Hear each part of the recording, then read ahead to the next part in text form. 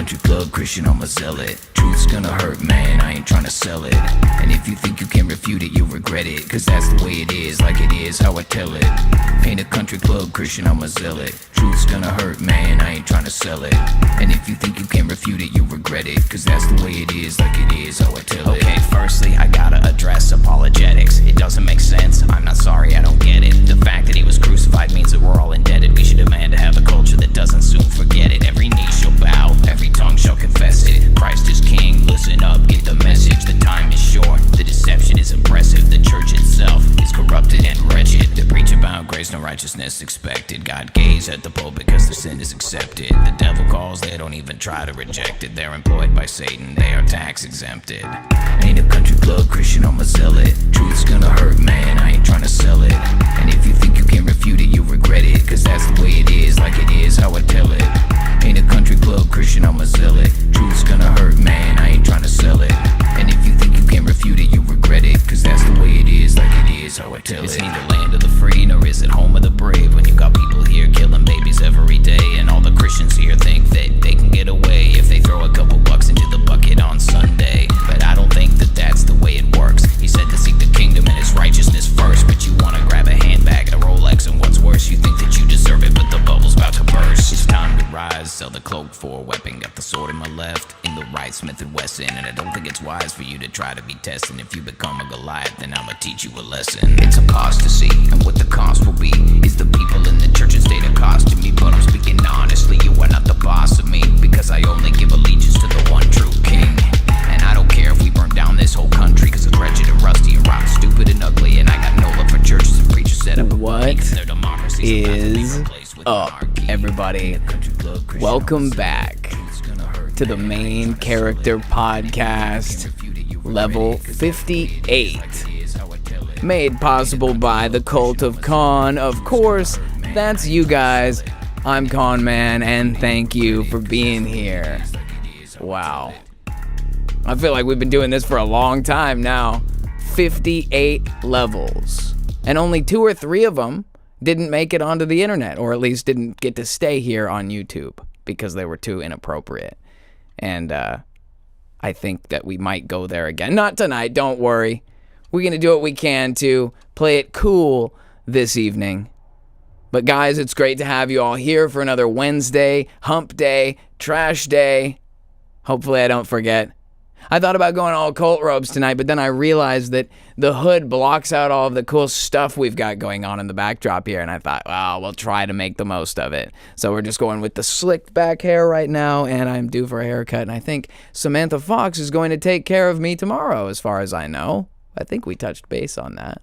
Super stoked to have all of you guys here again for another episode, another level of the Main Character Podcast made possible by the Cult of Con. That's you guys. Thank you for being here. I'm sure some of you guys have noticed that things are a little different around here if you've been poking around on the channel homepage or over there on our Patreon page, that we have some new artwork, some new colors, some new designs, just some kind of a transition into a new era for the channel, for the show, for everything. And of course, that's all thanks to you guys for being here, for participating in this community, doing, fellowship with one another, whether it's here on the Main Character Show, whether you're stopping in for a bite to eat, on Monday night, guys gotta eat, or if you're joining us Sunday morning for the Sunday service, which in reality is probably the most wholesome show on this channel. I think out of everything that goes on, like I say this all the time, if I had to come down to just one show a week, I would definitely choose Sunday service, because it's just a really beautiful time to spend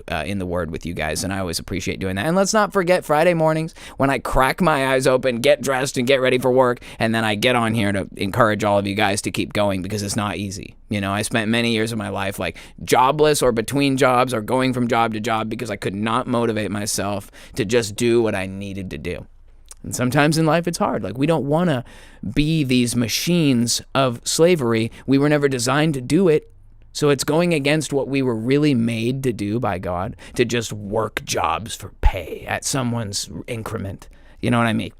But the point is that we need to be able to do it for the long-term goals, right? Like, if you've got something you're working towards, you've got to build it, you've got to earn it. And that means getting up in the morning and taking on those challenges. So that's what Friday's about, as well as staying with it. But guys, it's great to see all of you here.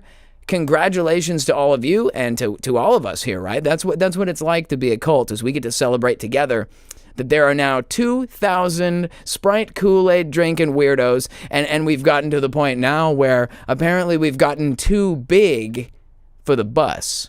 So now we are breaking into a whole new channel chapter, and we're going to try to figure out how to address this. But as many of you guys have seen, I'm going to share with you all, of course, the thumbnail for today's video, Big BLIMPIN 2,000 subs special. Yeah. So just throwing up our little cheer, and let's go ahead and get a celebratory AWOOGAH in the chat from everybody. Everybody was glad to be here, you know. The Big BLIMPIN Party Blimp is taking off right here, right now. And I'm grateful to have all of you guys here with me. We got all the AWOOGAHs coming in the chat. We got Wendy. We got Amelia Petrella. We got Code A. A lot of you guys were here, and I did get to say hi to some of you guys because you were early birds, got here before we got started. But yeah, we got Mad Packs. Just shave the old head. I've done it before. Trust me. I've gone fully bald. It's not good on a sunny day if you don't have a hat. I can tell you that.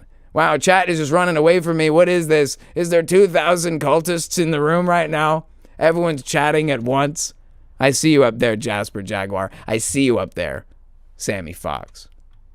Yep, I think she's cutting my hair tomorrow. So we've got Rusty Shackleford, my friend. Rusty Shackleford. You know, I always loved the original King of the Hill show.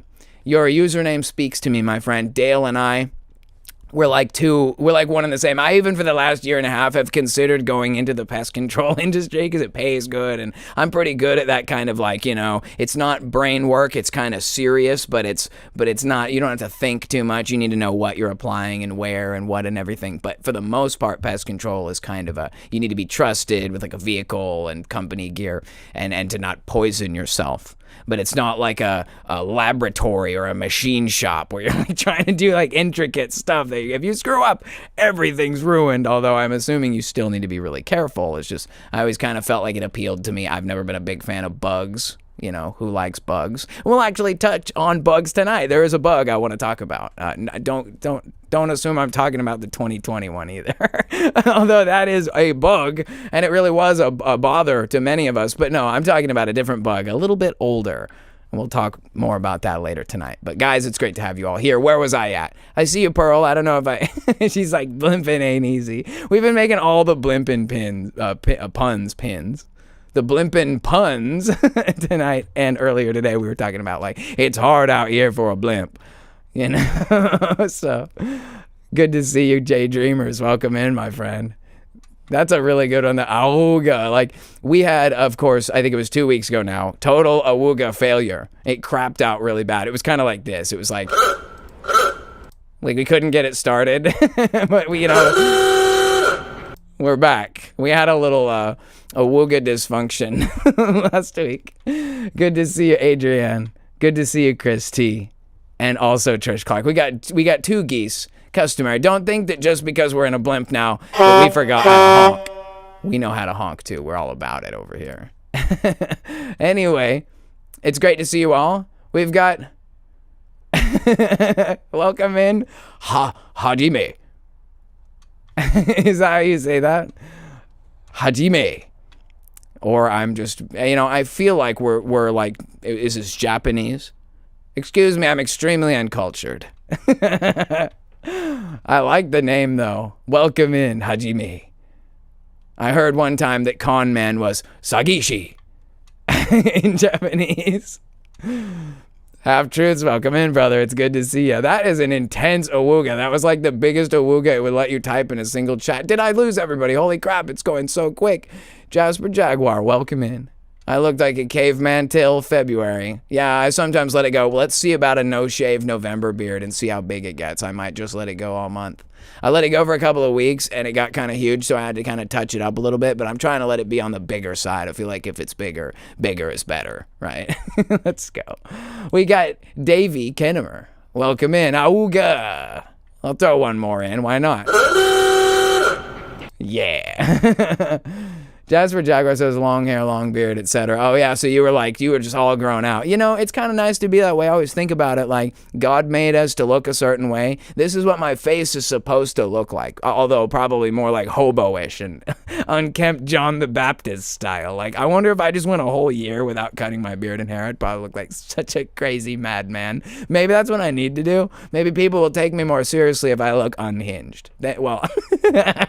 It says the guy in a robe in like a red room. Maybe if I look more unhinged, they'll take me seriously. Oh boy, it is great to be here with you guys tonight for another Wednesday night, man. The hump day is so important to me and to everybody else who works during the regular, Monday through Friday grind. I know a lot of you guys do have crazy other schedules, and I've had many of those in my life too. So I hope that wherever you are on your work week, that you're getting closer and that you're feeling victorious, You're getting closer to payday, right? That's what we're here to do, right? Make that money. And I always say, don't forget that it's not because you're a slave to this world, because we are not. We are children of God. But we got bills we want to pay, things we need to do, kids we need to feed, etc., etc. And it's not because we don't go to work at a job because we're slaves to this. We go to work at a job because the Lord knows that job needs you. And during this chapter of your life, you are there to give them the kingdom experience. What's it like to have a kingdom citizen on your payroll? That's what we're here to show people in life. So we got to bring that kingdom mentality, not just in the way that we conduct ourselves personally, but in the quality of work and the way that we, give our energy and time to other people. People deserve the best of us because anything good that we have comes straight from God for sure. And while we're on that, I will just take a moment to say, you can't have the truth without the way, the truth, and the life, and that is Christ Jesus. That's like one of our main principles here on the Cult of Con, and I think that's something you got to stand by, As much as we can get off on crazy ideas and crazy things while out here on the cutting edge of conspiracy content, at the same time, we stay grounded on the rock that is Christ Jesus, and that to me says that I don't care how crazy it gets as long as I've got my buoy, my light in the storm, to guide me home. And so that's what I'm about, and I'm glad to have you guys here for all of that crazy journey that we're on. I see more folks in here. I see we got Gina Groom. We got Rejoice Artworks. Elizabeth, welcome in. Good to see you. I don't know if I got you yet, Gwen David, but good to see you, brother. We got his AWOOGAH right here. One more for the chat. Yeah.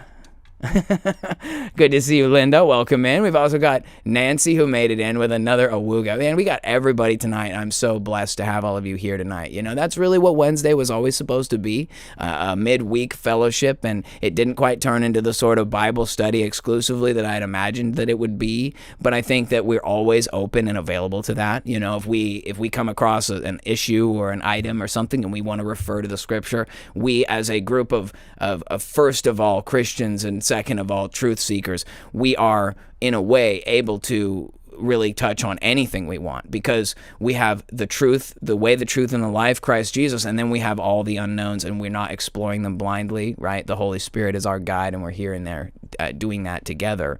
So, the Bible says wherever two or more are gathered in my name, that the Lord is present with us, and I think that we're certainly gathered in the name of the Lord, whether we're doing a perfect Bible study job or whether we're off here exploring whatever random crap is coming out on the internet. And I have some interesting stuff to share with you guys tonight, just some things I've seen, and it's like we're going to keep it light tonight. I'm here to celebrate and enjoy all of you guys being here and watching and liking, sharing, subscribing, all the stuff that you guys have done to get this weird conspiracy cult from absolute nowhere to 2,000 subs in less than 2 years. And I know that's not the lifetime achievement of YouTube, but for this little crazy group, it's amazing. They don't even know what's coming. Sprite is out here. The next brand representative is working his way through the ranks. Very soon, Shaq will be handing me a Sprite on TV, and it'll be like the torch was handed to me, and now I'm the new Sprite guy. And I'll be like popping open the cooler. There's nothing in there but Sprite. They'll be like, sodas, only $2. It's like down on Venice Beach selling sodas. And they're like, what you got in there? Pop, cooler opens.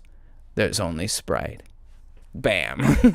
So I told somebody that there was only Sprite and they were disgusted by it. They were like, I hate Sprite. And I was like, I don't think you are a human. I think that you're a reptilian. Everyone knows Sprite is it's like holy water on a demon. If you throw Sprite on a reptilian, they're cooked.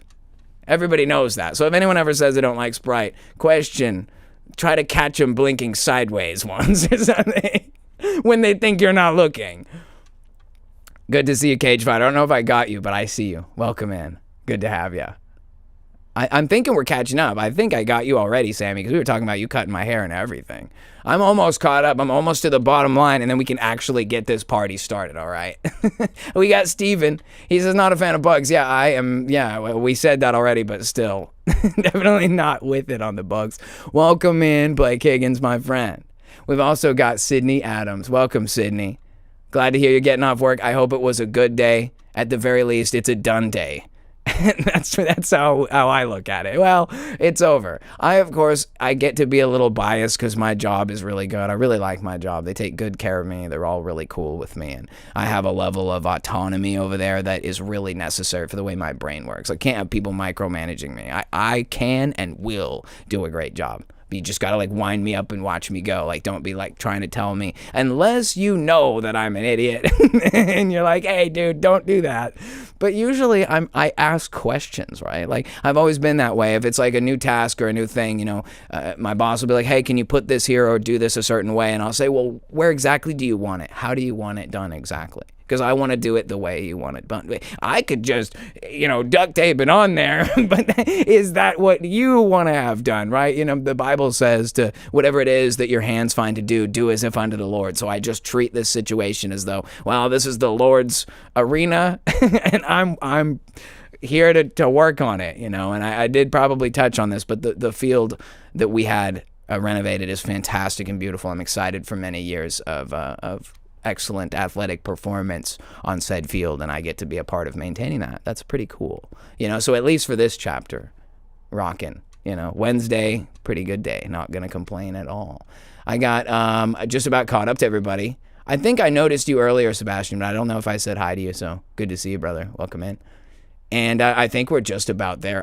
If I missed you, I know we got Mad Pax. I don't know if I said hi to you, Mad Pax. Welcome in, brother. But yeah, we also got Reality Witness, Charlie Sheen. Oh, it's popping off. Like, it's about time. The bus is about to, oh, nope, too late.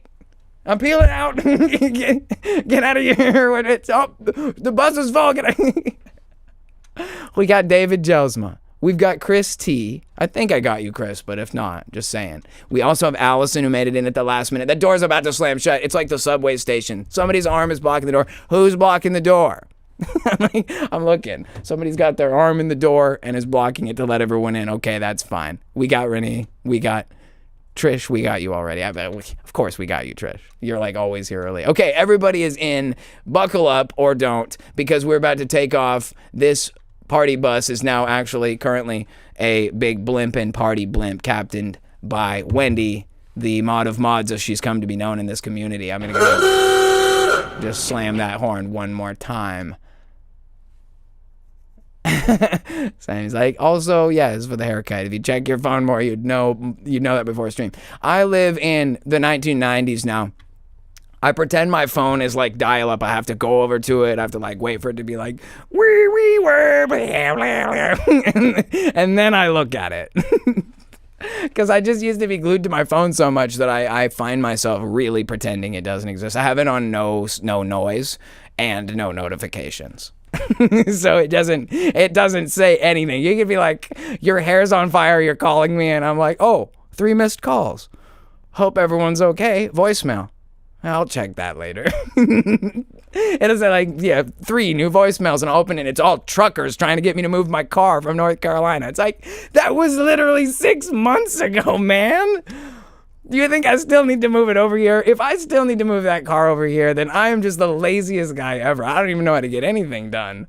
6 months, I still haven't figured it out. Oh, shoot. All right, let's go ahead and check it out. We've got some new stuff, some changes around here. I'm pretty excited about it. Let's see. The new patreon.com, obviously everything has changed. We've got color coordinated buttons. We got the new blue profile picture, new blue banners. And we also have new logos for all the shows, and I'm really excited to share with you guys and talk a little bit about those new show logos that I created in my particular, like, low quality MS Paint art style that I use for this stuff. So let me see if I can get you guys a good look at all of that. Obviously, let's first thank everyone for getting us to where we are so far. this is our very first on the new layout for Patreon supporters list. So thank you guys so much for helping to make this channel possible, for helping me to get this whole loft bed and office put together, and for everything that you guys have done to bring the channel, like I said, from where it's begun to where it is now, and hopefully into even greater stuff in the future. So thank you again, everyone over there on patreon.com/thecultofcon. Thank you for helping to make this show what it is.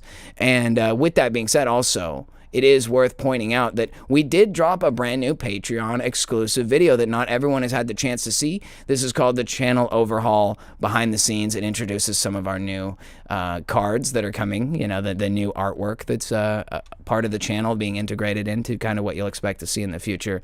And this is a half an hour, kind of an insight, and yeah. For those of you guys who haven't seen it, it is free to all members over there on patreon.com/thecultofcon. And we do have, like I said, a free tier. So feel free to sign up. And from there, you're also welcome to join us on Patreon chats. We have a couple different chat groups there that, like I've said in the past, they're not very active just because we haven't really used them very much. But there's a lot of stuff that's coming in the near future through Patreon. Including one thing that I actually forgot to write on my notes, so I better tell you now. We're actually going to start doing what I guess you would call it conspiracy classics watch parties. So in the very near future, I'm going to start hosting on Patreon, because you can actually stream over there. And we're going to watch some of these classic conspiracy theory documentaries. Everything from 9/11 stuff to the shape of the earth to financial conspiracies. There's so many great pieces of conspiracy fact that have come and gone over the course of time in the last 25, 30, 50, or even 100 plus years that are widely known and well explored. And some of these are such interesting concepts. You know, it's the kinds of things that people are talking about in these documentaries that actually got me into conspiracy theories in the first place, because some of these concepts are just so interesting. And I want to take a chance to revisit all of this through this new lens we all have as believers of, the last season of Satan, or the little season of Satan, as some call it. The idea that we're actually living in the post-millennial reign period in human history, where Christ has already reigned on earth for 1,000 years as a result of him fulfilling the promises he made when he said that he would fulfill them. And so the world as we know it then comes into question, everything that we believe, everything that we considered true. And so in that realm of thinking, we've started to look over everything we believed again with new eyes. And I think that it would be great to look at all of these old conspiracy theories and try to parse out how much of it is like red herrings and controlled opposition, and how much of it was really onto something. And when we put it into the larger fabric of, the little season and everything that is taking place in this time in history, it gives us an opportunity to kind of see it, like I said, with fresh eyes. And I want to be able to enjoy all that with you guys together. Take it easy. We bring out some snacks and stuff, snacks, drinks, get your Sprite, your popcorn, or whatever. We can come out here and chill and just take it easy. And I believe that Patreon supports a live chat there. So it'll be kind of for the smaller kind of community, people who actually want to be over there. And again, it'll be free for everybody. It's not going to be exclusive as far as I know, but just a way to kind of encourage people to come be a part of the community over there. Consider supporting us that way. And just a good time to have fun with you guys on something other than a serious discussion situation, because it's I don't always want to just be running my mouth with vain, bulging rants. There's a time and place for it, but I also think there's a time for us to learn and explore together, and I'm excited to do that with you guys in the future. So keep your eyes out for that stuff. I'll be reporting and talking about that stuff in the near future. But with all that being said, also just wanted to take a moment to say that anybody who's been following along with the whole the Mandela saga, I guess you could call it, I encourage you all to go over and watch, if you haven't already. I'm sure all of you guys have been there, but Ceiling Fan Man last Friday, he did a great job of presenting a lot of proofs and evidences of the phenomenon taking place, and inexplicable things that deserve a second look. And if you haven't had the chance to see them yourself, I think it's very valuable in terms of progressing our understanding of this phenomenon and whether or not it's actually taking place. I think at this point it would be kind of crazy to believe that there aren't actually inexplicable things going on, and to the point where, when you look at stuff like residue and other things that support it outside of just the basic situations, a single case by case. The great picture, the big picture of it makes it very difficult to ignore. And so I think that it's wise for us to continue exploring, and I hope that everyone will continue digging. And I even have started to begin my own hypothesis about the whole thing that I'm actually going to put together pretty soon here, and hopefully it will answer some of the questions that I've still got, because I'm not totally satisfied, and that's just the way I am. Not that I'm super picky or anything. Maybe I am. All I'm saying is there's definitely more to come on the subject of Mandela and all that crazy stuff, Mandela effect, I guess we should say, to clarify. And I'm interested in talking about that more and sharing with you guys more of my thoughts on that in the future, but we'll save that for another time for sure, okay? But with all that being said, guys, 2,000 Kool-Aid chuggers on this chat. I mean, not on this chat. That'd be crazy, right? If it had 2,000 in the chat right now, we'd probably be on like YouTube recommendations. I don't think they have a conspiracy section. You know what I mean? Like, you'll see it'll be like trending number 3 in gaming. Maybe we just need to pretend this is a gaming channel. I need to pretend to play video games while talking about unhinged conspiracy theories. And then perhaps the result will be that we can, effectively get onto the YouTube recommendations under false pretenses. oh, it's gaming. Oh, that guy must be a gamer. Look, he's got a stream setup. I just need to put on a headset. And I'll be sitting here with a headset, leaning back. You can hear the keyboard clicking, like, oh yeah, dude. Watch out. He's coming around the left. It would work. It would work. Oh man, Sebastian says Connor will get his own Fortnite skin. At this point, I want a Call of Duty skin. It could put me in the new COD. Let's go.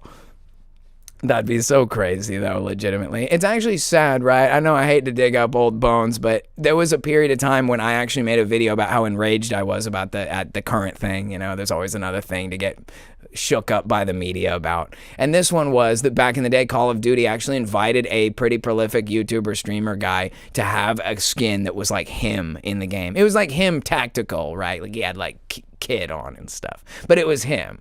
And he ended up saying some stuff that was too based or whatever on his stream, and everyone got mad and they pulled the stuff from the marketplace. And it was one of those things where it wasn't a given. It was like you'd have to pay for it as a, what do they call it, microtransaction. But if you supported him through that, you could get, basically the game would sell an in-game purchase and the creator would get a cut of it. And it was a way to both enjoy the game. He was big in the game and that was part of his content. And it was like, but just, man, that politics thing, I hate that so much, because left and right-wing politics is such like it's a minefield, because you can't be rational. You either have to be fully allegiant to one party or another, and like half the time they're wrong about everything. And so you're trying to be like, I want to go along with these based guys, I can't stand degenerates, but then the based guys are too dumb and they like a giant orange Zionist and they don't know why. It's just, you can't even, it's like, what is going on, man?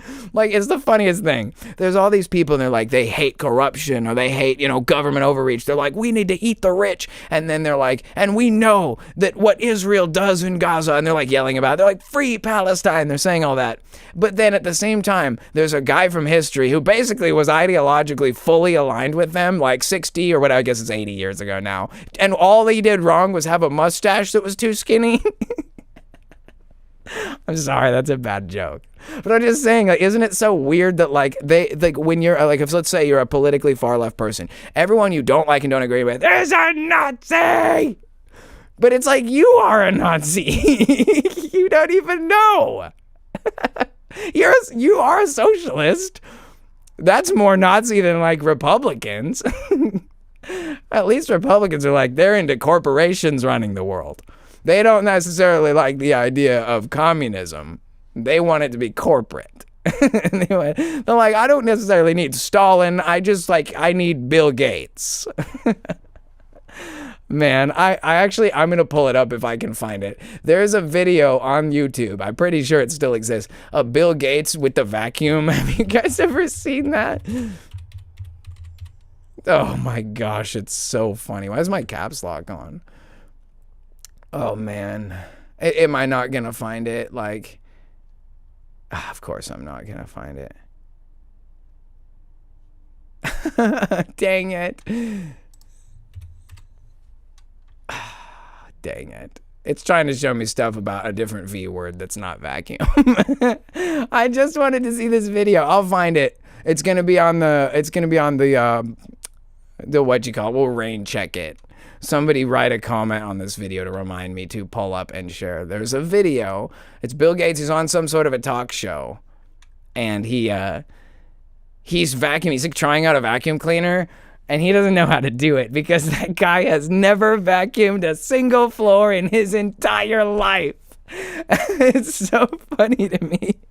It just shows how detached from the rest of us these people are. He doesn't know how to vacuum. I was vacuuming my floor earlier and I was thinking about it and I was like, man, that was such a strange insight into how unhinged these people are and how just not like us that they are. Yeah, that is just crazy. Totally weird. Okay. I want to take a moment to handle some business, which is that I have never established rules on this channel. And I guess it's not fair to just assume that everybody would know the rules I've never established. And I've always kind of been pretty chill about it because I want everybody to feel like, at least get your word in edgewise, share what you think. I actually support that. This is a cult. We're going to be an echo chamber of ideology. But I want people to be able to say what they think. And so that's fine. But just keep in mind that any kind of personal attacks on anyone in the chat or any of the moderators or even myself, really. If you do just a personal attack on anyone, you're going to get banned. Not just timed out, we're all adults here, I would hope so. I would hope we're all adults here. But even so, if you can navigate to this channel and hang out for this thing, you guys all know how to treat one another. We can disagree respectfully, but no personal attacks. And if anybody does that, you're getting the boot for good. There's no room on the party bus for haters. Let's just say that, even though that might sound, I don't know, closed-minded or whatever, but we're going somewhere, right? We're going somewhere with this. I want everybody to respect each other at the very least. We're all unhinged here. I'm very much unhinged, and I believe all kinds of weird ideas that probably infuriate people just because they exist. And there's going to be those situations. There are certain ideological groups that I can't stand, but it's what are you going to do? As long as there's no personal attacks, you guys are good to speak your mind. I want you to feel like you can. But yeah, there is a ban hammer and it will be applied to people who disrespect other people in this group. So just keep that in mind, y'all. And now the law has been laid down. All right. And no second chances. Don't test it. Right? Because if you actually do it, goodbye. Okay, and I would hate to get rid of somebody that we like. A lot of you guys are really great, so let's stick around. I don't want to lose you guys to something dumb. Anyway, where are we at right now? Let's see. I can't help but attack the attackers. No, it's all right. So here's what I'm getting at. If somebody comes in bringing that destructive, divisive energy, let's just see them out. You know what I mean? We have a couple moderators who are here. Wendy's usually here all the time. We might need to expand to more moderators. That's something that might have to happen soon. So I might consider adding a couple more of you guys on. We'll think about it and see. We're growing now, right? 2K subs is more than we had before, and as we grow, it's going to start to get more crazy. So, those of you guys who have been here a long time and really have my back are definitely on the list for who will probably get moderator wrenches if in the future you are interested. I'll ask those of you guys who I'm considering at some point, and hopefully you'll want to join us and take on a little more of an assertive role here in the cult. But yeah, it will start to get pretty crazy, and we just want to make sure that it's managed appropriately. People can say whatever they want, but we don't want to tolerate any kind of childlike immaturity. We should be able to be no, I vehemently disagree because of these statutes that are not because you're so stupid and dumb and you're possessed and you're a witch. That's the kind of stuff people resort to. I don't think we can accuse people of being witches or possessed. I mean, let's try to refrain from that if we can. Obviously, use judgment, use discernment, try to be reasonable, right? That's the only thing you can do. All right, so one more thing, since we're talking about chats and rules and changes, there is going to be, and as I've said before, there's going to be a new Discord for the community that operates specifically on Discord, and I'm expecting it in advance to be just like our watch parties, which are going to be more tuned to the fun and enjoyment of each other's company. The CDM Christian Dominion Movement Discord is business time. So I understand our community has a very diverse outlook on worldviews and stuff, and everyone has kind of their own idea about what they think God is calling them to do in this world, and I'm not here to try to assert anybody go against what the Holy Spirit has put upon them or what they truly believe is the right course for their life.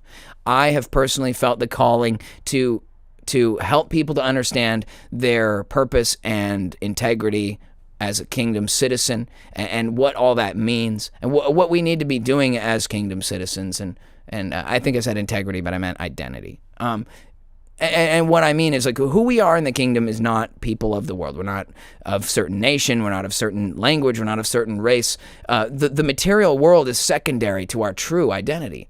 And I want people to learn that. I met so many people in my life who were new to Christianity, or they had come from a hardship. Like, I've told this story before, but I knew a guy, and when I was going to this church, and he joined our men's group, and he was some months sober from a lifetime of like party, drugs, cocaine, whatever, you know. He was a troubled guy, even like heroin and stuff, and he was clean, and he wanted to turn his life around. He was looking for God. He was looking for purpose, and he got to the church, and he got religion instead of purpose.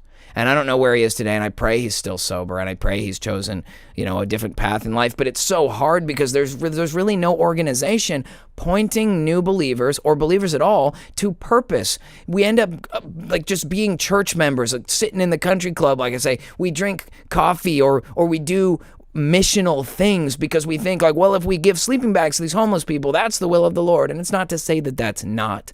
There is righteousness in the things that churches are trying to do.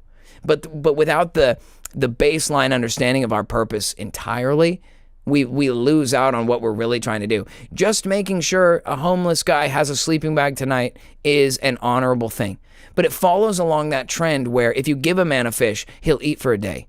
But if you teach a man to fish, he'll never go hungry again. And that's what the Christian Dominion movement is about. It's about empowering people with the identity of who they are in Christ, and giving the people the understanding that to pick up your cross means to take on responsibility. Because being a part of Christ's kingdom means that we're responsible for this place. That this is his kingdom, his dominion, and we are his administrators, his administrators, his ministers, right? That's what it means to be a king and a priest. And so we have to take care of his land, his people, his buildings, his nations, and they have fallen into chaos and horror and disrepair, and everybody's looking for an answer. And I don't want to see a retaliatory strike that's blame the women or blame X political party. The fault falls on the hands of the people of God who have not taken charge and done their duty. All it takes for evil to prosper is for good men to do nothing. And so it is an understanding that we have dropped the ball collectively as believers, that we need to become empowered with the reality of who we are in Christ, and then we need to take on the mantle of responsibility and clean up our world. Because the Bible makes it clear, if we repent and turn from our wicked ways, God will heal our land. That promise to Solomon is a reverberance of God's nature. It's who he is, and the promise remains the same. If we were to turn America into a land not of greedy money and criminality and trafficking and evil, if we turned America into a land of actual, prosperity and goodness and opportunity like it was supposed to be, I guarantee you that God would bless us in that he would bless our endeavor. And so the Christian Dominion movement is about taking that charge seriously. So to all of you, I offer the opportunity to come together and create the foundation of what will be, I believe, a world-changing movement, because it is the same movement that Jesus Christ brought to the earth. And just because the millennial reign has waned, as some have called it, doesn't mean that who we are has changed.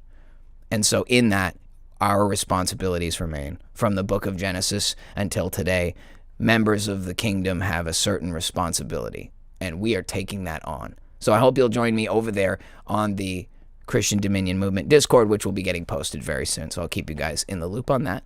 And with all that being said, guys, I think that we're out of announcement style stuff, which is good because I was way too much this week. And now, of course, my phone is frozen, which is what I'm using as my guide here to keep us going. Okay, yeah. So now we can get to some of the good stuff. I have a couple of things I discovered over the last week that I just wanted to share with you guys, because obviously it's pretty crazy. So Adrian's like, we're going to grow as they monitor our communications. I think they're already monitoring our communications. I'm just going to put that out there, like, because I know the feds are listening. I'm on to you boys. I know what y'all are doing over there. I think that the issue comes from the fact that you can't stop destiny. If the Lord wants to see the cult of Khan do anything, then he will see to it. If the Lord wants to see the Christian Dominion movement do anything, he'll see to it. There's no feds that can stop the Lord's will. So let's just say, whatever Father wills, may it be so on earth, just as it is in heaven, in Jesus' name, and we're going with that. We see you, feds. Code. I'm watching you, Wazowski. Always watching. To me, that's my Green Goblin voice. Pearl. Everybody's like, oh, I know I'm on the list somewhere. Well, you're on the list right here, my friend. This is the list. That chat group right there. There it is. That's the list. Our God is a mighty God. All the earth is his in fullness, heaven and earth. Amen. Carabi says Vitaly and Connor would make a great conversation. I would love to talk to Alpha Talks.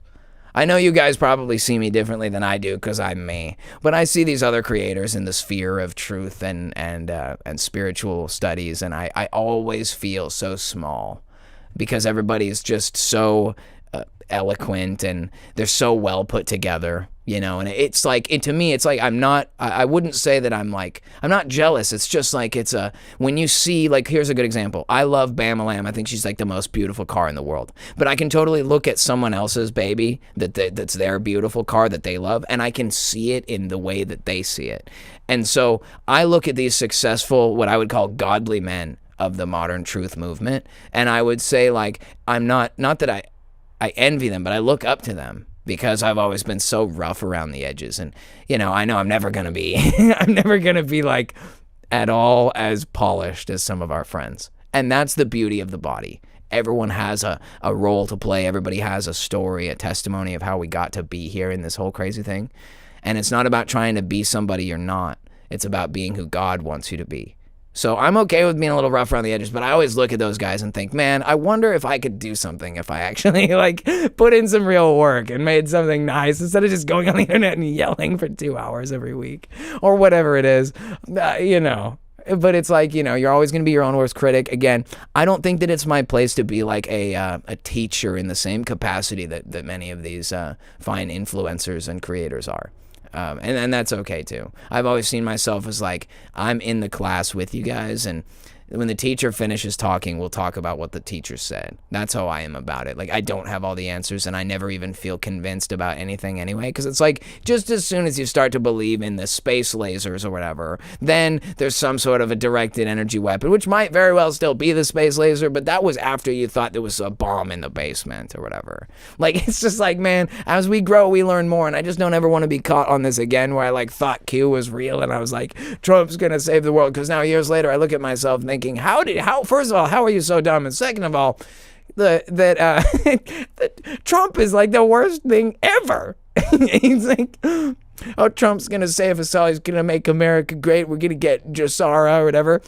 And no, it's not just that's not it. It's the absolute opposite. It's the worst thing I've ever seen. So, you know, it's cool. It's like, it's part of the learning process. That's why the Lord calls it the narrow way. Enter through the gate, meaning it's about going from somewhere to somewhere else. It's not like you just appear there. We're all students until the day we die. And then we face judgment. Hopefully we did enough stuff right that you know, not that gets you in, but that you get there and you got something. You're like, well, Jesus covered my sins. I'm clear on that. What do I have that I did with it? What'd you do the whole time? Like, I want to say I did my best. I think that's what we should all try to do, is just to give it our best. And for me, I would really love, like I was mentioning earlier, I would love to be able to reach young people or new believers and to teach them that, like, because I had Christianized beliefs all my life, but they never stuck because they weren't real. It was just Christian-like religion. But when I discovered identity and stuff, it was like, oh, now there's a reason for being here. You don't just go one day at a time because, well, eventually something might happen that I'm supposed to do here. Like the atheist worldview is so miserable. Like, no wonder you'd be so depressed, because there's like, what's the point of the world? There's just like a ball flying through space. It's like ice cold. There's no air out there. Okay, so what's it doing? Well, it's flying until something hits it or aliens come over and kill everybody. Like, it's so dumb to me. Like, I think that we need more motivation in life for why we do things, and the truth about the Lord's creation and his people and the war in heaven and earth and everything, like, that makes it so different, because all of a sudden you can understand, even if you don't know it consciously, you can't see the armor on your body. You're in this age-old conflict that God saw you in the infinite sea of souls he owns, and he was like, if I send you here this era, then you can form into this and become that. And he's like, and then my good and faithful servant. Like, the Lord's got plans for you, man. He wants you to do great things. Miles Monroe always said this. He was like, God had something he wanted done, so he sent you to do it. Just like when he wanted Jesus to do something. We always look at Jesus because he was the ultimate successful guy. And of course, he's the Son of God and the King of Kings. I'm not trying to diminish that. But it's like, what I mean is that God sent us to the world with a purpose too. We aren't just here to die and live out menial existence. It all matters. All things work together for good for those who love God and are called according to his purposes. And I know there's this part where Jesus talks about that those who believe in him are truly Abraham's seed. That's true Israel indeed. And so you won't come to him unless you really are. There's like once saved, always saved thing. You only are or you aren't. It's like black and white.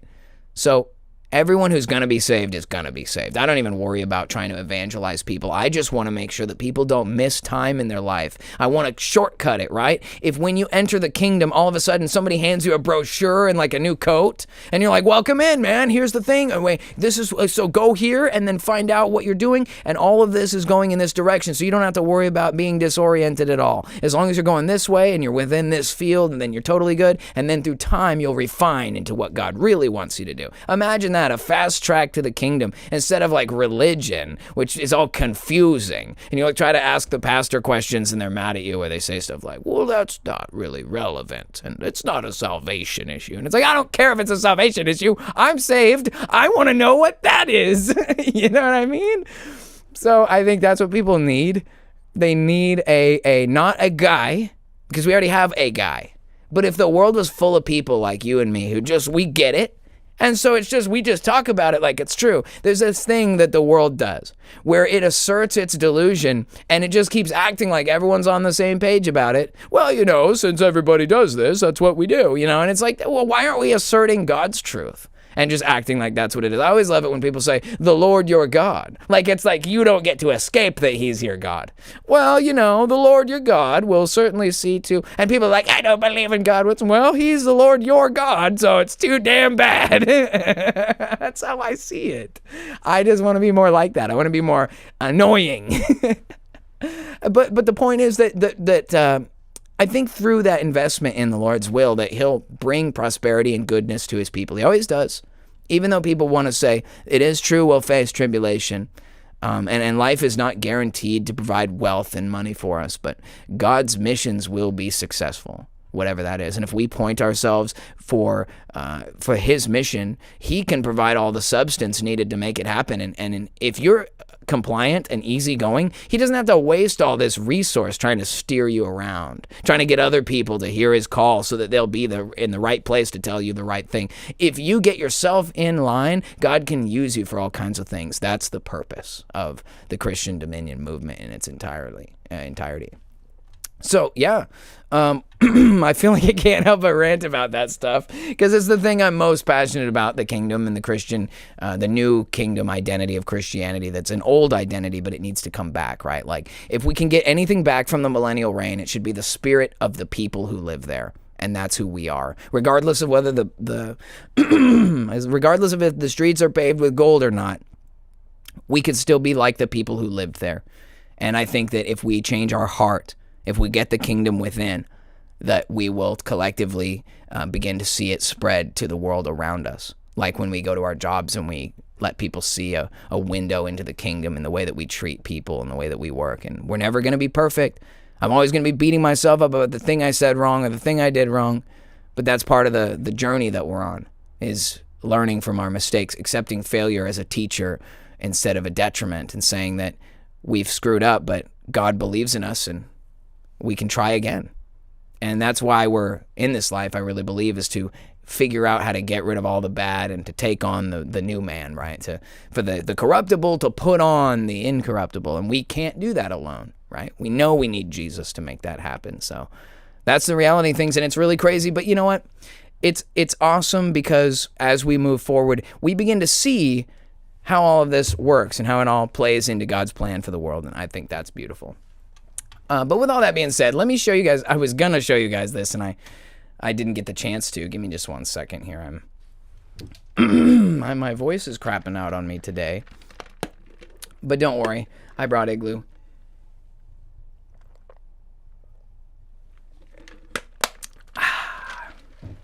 Staying frosty. All right. All right. So, Jesus Christ is the way, the truth, and the life. He is the King of Kings. He is alive today. He reigns, and he is currently King of everything. And, yeah. So, moving on.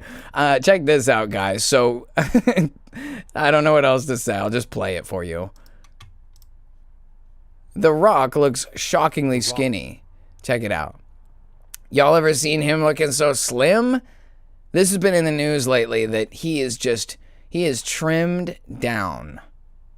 And everybody's talking about it. It's big in the bodybuilding world right now because, as you know, Dwayne "The Rock" Johnson has always been a really a prolific member of the bodybuilding world. You know, his history with the WWE, and then just in general, he's been on all kinds of fitness magazines, and he's basically been a massive fitness influencer for decades. And he was basically like, you know, constantly affirming that he was not using steroids. He would kind of like get mad at people for insinuating that he used performance-enhancing drugs. And, you know, obviously that was BS. He was totally doing it. And he was giant. And then, you know, I think it's... is it Doucette? Yeah, he was talking about it, and he was like, you know, he's been using drug performance enhancers in his past and stuff, and people know. People who use them know. They're the ones who can tell you whether or not people are using them. And obviously, you know, people are calling this a juice cleanse, which is funny because, you know, people will do that with like fast for a while and just only drink juice, hoping to like clear themselves out, right? As juice cleanse. People are calling this the juice cleanse. What he was cleansing of was the juice. And so he's real thin now, and a lot of people are wondering about it, and I feel like I've got it all put together. You know, I was talking with Wendy about this. He recently was in, I think I've got it here, he's in this movie that's coming out on October 3rd, I believe, that's called The Smashing Machine, for lack of a better name. I'm not sure why they gave it that name. He's playing the role of this character called Mike Kerr, which my brother, who was in the military, made a really terrible joke, which I will let you fill in yourself. He said, anybody, see this right here, Mark Kerr. He said, anybody in the military who has the last name Kerr gets renamed Nick. Do with that what you will. Imagine being like 19 years old and you've got a fully automatic weapon and the government says, here you go, boy. The military is, I kind of feel like I should have joined it, but then I would have been all serious. I totally would have like been like, I'd own a house and a truck and I'd probably be divorced by now. Like that's what my life would have been, a totally different story if I joined the military. But anyway, look at how absolutely jacked. He's enormous. It doesn't even look like him. That's really what was getting me. I don't think this is supposed to be him. Maybe it is. I don't know. Maybe it's the hair. I don't know, man. He just looks weird. Can I zoom in a little? Yeah. What is going on with this guy? Why does he look so weird?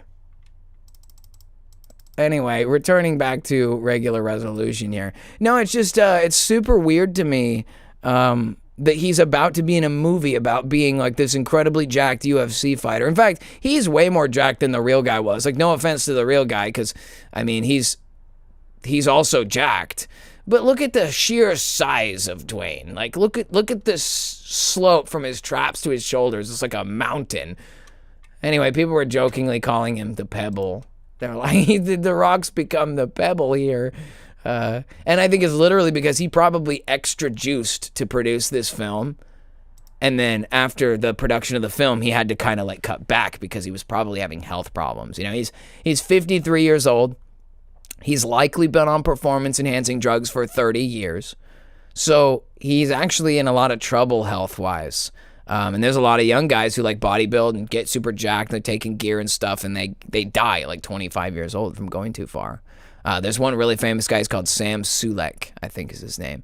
And he's incredible. He's huge. He looks like the Hulk, but I worry about a guy like that because it's like your health, your heart is so damaged by those substances, and there's really no like safe way to maintain some amount of them. It's like anything. It's like, oh, well, if I take just a little crystal meth before I work out, then I get really big gains. It's like no one stops at a little. It's like a little steroids and you get results, and then you get more steroids until your like arms explode and you die. So it's risky business. I try to take my physical fitness as as a tribute to the temple that the Lord has given me, that I'm trying to take care of it and be a good steward. But I'm not in it for like trying to be famous, jacked, or whatever to impress anyone or do anything. I just want to be strong and healthy for whatever it is the Lord has before me in my life. I think that's an appropriate way to be. But whatever Dwayne's on, this guy's on he's on some of that, like, you know, and I've said this before, the backstories of all these people are such BS. And like the best example would be something like when he says that his backstory is that he went to LA with like $5 in his pocket and then made his way into Hollywood and everything. That it's like, just come on, dude. That's not how it works. Go down to LA with $5 in your pocket. You'll probably be one of those people like slumped over on the road, like under the bridge. Yeah, you'll be caught up real quick by that disaster. Besides, who would even want to go down there anyway? No offense to anybody who lives in the LA area and Hollywood and stuff, but man, I want to move to the woods. The more I'm around this society, the more I'm like, dude, I feel like I want to live on a compound way out in the middle of nowhere with like really high walls. The whole thing has to be made of stone because the feds will burn it down. You know, like I gotta do something about it. You know, gotta get out of here, man. All right, I got another fun one before we talk about a little business. This is something that I came across earlier, and of course, I have to say this for the sake of everything that we go through algorithmically and everything with like scanning of AI and everything and stuff that goes on. So we're just going to say for the sake of the AI that's listening, the following clip is being viewed for fair use purposes only, and of course has been played publicly on this platform where it can be found by following the appropriate channel name and title. Of course, this is being viewed for commentary, education, and other fair use purposes, which allows me to play it for all of you guys to share. And so hopefully they don't try to put ads on this video, even though I'm not monetized, which is just criminal, right? Can you imagine that? They won't let you get monetized, but they'll copyright you and then put ads on your videos. That is evil. I think there's ads on these videos anyway. They didn't used to do that. They used to just let you get monetized. I made like $175 when I was like 15 from doing videos on YouTube, because monetization used to make sense. Well, gone are the days, but no worries. We can still enjoy stuff like this wonderful cinnamon toast commercial, which I recently stumbled across because I like junk food, as you guys know. And actually, that reminds me, junk food, to go over those logos with you guys because I have them and I want to share them with you guys. But check out this Cinnamon Toast Crunch commercial real quick. Go ahead. Judge me. I know it's wrong for me to want to eat Cinnamon Toast Crunch, considering I'm also Cinnamon Toast Crunch. But ever since my first crunchy, swirly, Cinnadust-covered bite, I can't hide who I am. And the truth is, I don't want to. Must Cinnadust.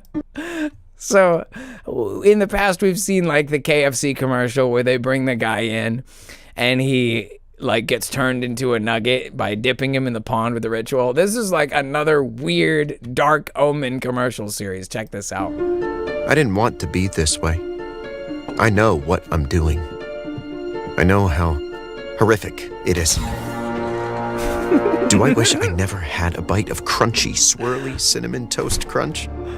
No, because even though it's alienated me from everything and everyone I've ever loved, whenever I taste the Cinnadust, I know I'd do it all again.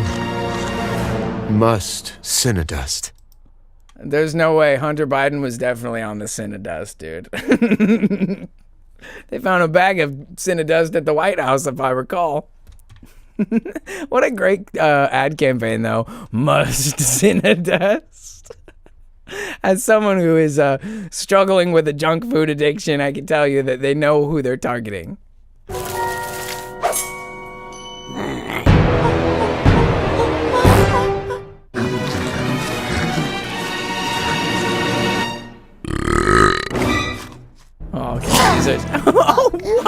Oh my gosh, that was horrible. I'm playing that one again. Oh my gosh. Oh my gosh. I have to just hold for a second to let that sink in. We're watching it again. Oh my gosh. That was horrible, dude. He speared him in the back.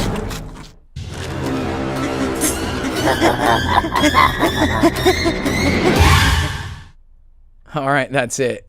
That's all I got. Must Cinnadust. Oh my lord. That was literally I didn't watch all of that before I put it on here. I only saw like the first two of them, but that really what? So I totally get it, right? He's a serial killer. Like, it took me a minute the first time I saw one of those.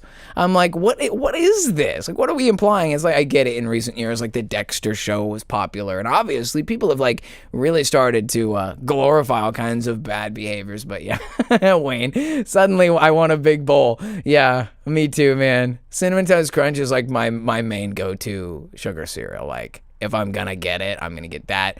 Or probably like Trix. Like right now I'm running a box of Trix. But the next one is going to be Cinnamon Toast Crunch. You better believe it. But seriously, I mean, it's just like that, right? That we start to push the boundaries of what's acceptable. Yeah, it's funny or whatever. But that's kind of how it works, right? They slowly condition us into thinking stuff like that is just funny.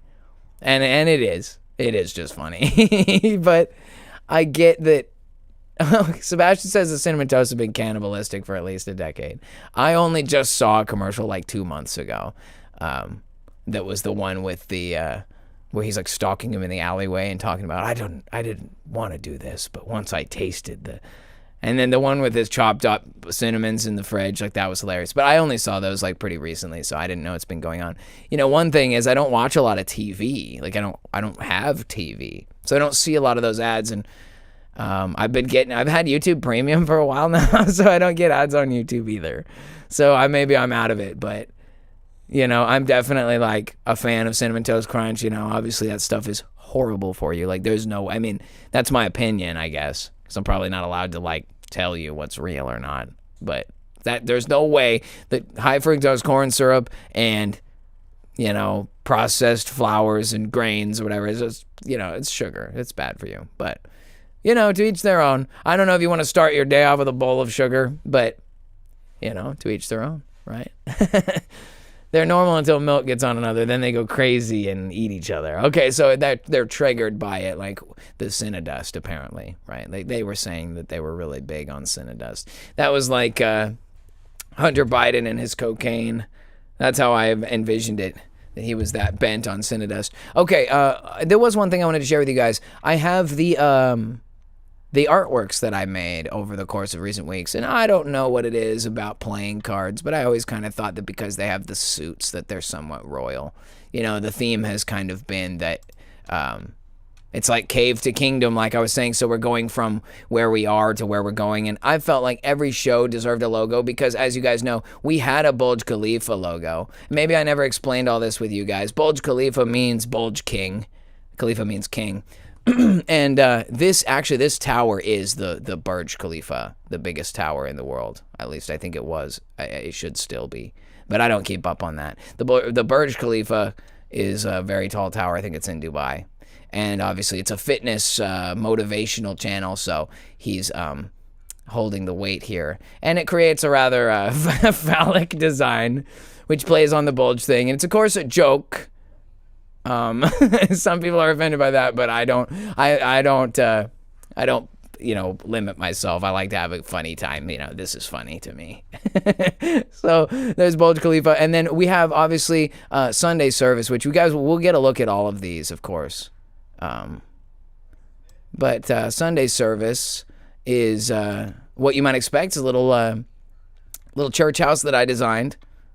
I don't know. Pretty simple design, but Sunday service. I chose the hearts because, it's a love stream for sure. And I'm sure, obviously, since you guys are here, you're wondering about this.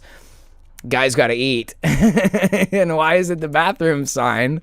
But I think you can kind of put two and two together, right? I'm always subjecting myself to, not very high quality food. It's been an ongoing joke that, we call it Patreon, right? Like MK Ryan was saying, so it's from the very beginning, if I ever get poisoned by food and I'm suffering from it, I'm going to share with you guys my experience. I'll throw on the camera at 3 a.m. as I'm vomiting. I won't show you that necessarily, but I'll just be like, guys, whatever I ate at whatever yesterday, it's wrecked me, man. And so I will make that something that you can enjoy my misery if you ever go to. But the idea is that if you're not careful what you eat, you're going to end up in the bathroom a lot. So decided to make it that. And as you can see, it even has Braille on it that says eat. I thought that was funny. Usually it says men, right? But instead of men, it says eat. And then I designed this for the main character podcast. It's me, but you'd see it, it's like a biker or something. It's I don't know.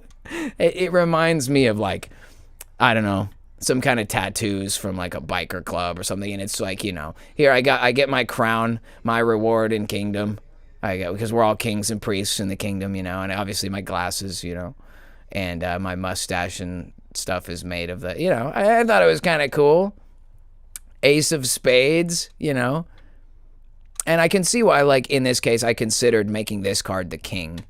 But I thought the clubs actually looks a lot like the Burj Khalifa. It's the 3-part with the little, I just kind of thought, and king, Bulge King, right? And then so I just made it the Ace of Spades, which is that lucky card. Obviously, Guys Gotta Eat is the Joker, because it's a joke. We're having a good time. And Sunday Service, the Queen, the love stream. And yeah, so that's pretty much it. And then we do have a card face, card back. It would be cool, if one day there was a cult of cards that just was card decks, regular, whatever it is, 52 cards or whatever they have. I don't know. But if they looked like that, wouldn't that be sick?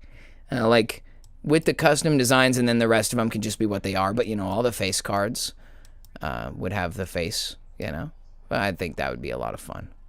Anyway, just something I wanted to share with you guys. Each one of these is a special piece of separate art that I made that took me a lot of time. And this is part of the process, Sometimes it's cool to see what people are doing, Because it seems few and far between when I'm not here on stream, aside from being at work, what am I doing with all my time? I mean, I'm working on the car. I'm trying to keep, life chores going. And then sometimes I'm working on these kinds of projects, and they just take a lot of time. But I'm pretty pleased with how they're going, and I'm quite happy with it. So, yeah, one more peek for you guys. I'll let you just get a look. And those have actually, as you know, those have actually become the banner, letting everybody know when the shows are.